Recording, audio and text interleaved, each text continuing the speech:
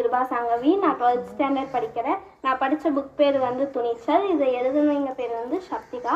நான் கதையை இப்போ சொல்ல போகிறேன். இதில் வந்து லீனாங்கிற ஒரு பொண்ணு இருக்கா. அவள் வந்து 8th ஸ்டாண்டர்ட் படிக்கிறா. அவங்க அம்மா பேர் வந்து மரியா. அவளுக்கு வந்து அப்பா கிடையாது. அவங்க அம்மா வந்து சாதாரண கூலி வேலைக்கு தான் போகிறாங்க. அப்போ வந்து எங்கள் அம்மா வந்து ரொம்ப கவலைப்படுறாங்க, அவள் சரியாக படிக்கிறது இல்லைன்னு. ஆனால் அவள் இன்னும் விளையாட்டுத்தனமாகவே இருந்துகிட்ருக்கா. ஒரு நாள் எங்கள் அம்மா வீட்டில் இருக்காங்க. எங்கள் வீட்டுக்கு எதிர் வீட்டில் வந்து ஒரு பணக்காரர் மாமா இருக்கார். அவர்கிட்ட வந்து அவங்க கடன் வாங்கியிருக்காங்க. அதை கேட்கறதுக்கு வந்து அந்த எதிர் வீட்டு மாமா வந்து அவங்க வீட்டுக்கு வராங்க.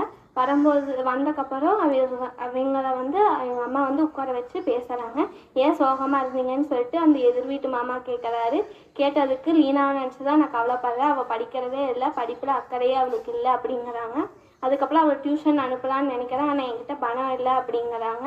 அதனால் வந்துட்டு அந்த எதிர் வீட்டு மாமா வந்துட்டு நான் அவங்க டியூஷன் எடுத்துக்கிறேன், நீங்கள் அனுப்பி வைங்க அப்படின்னு சொல்கிறாங்க.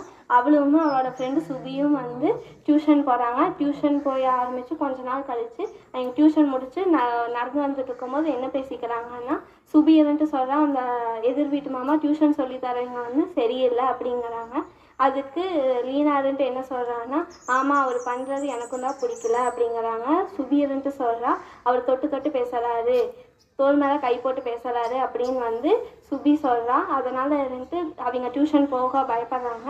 நடந்ததெல்லாம் வந்து எங்கள் அம்மா அப்பா கிட்ட சொல்கிறாங்க.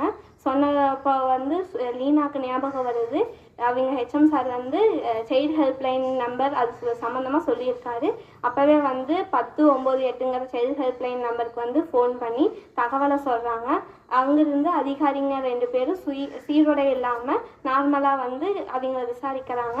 விசாரித்து அந்த எதிர் வீட்டு மாமா மேலே வந்து வழக்கு பதிவு பண்ணி ஜெயிலில் வந்து அரெஸ்ட் பண்ணி கூட்டிகிட்டு போயிடுறாங்க. இந்த விஷயம் வந்து ஊர் ஃபுல்லாக தெரிஞ்சிருது. அதனால் வந்து அவங்களோட தலைமை ஆசிரியர் வந்து அவங்கள கூப்பிட்டு இந்த அவங்களோட துணிச்சலை பாராட்டுறாங்க. இந்த கதையிலேருந்து என்ன தெரியுதுன்னா, டோன்ட் டச் பேட் டச்ன்னு சொல்லாமல் நோ டச்ன்னு சொல்லி பழகுங்க. தேங்க்யூ.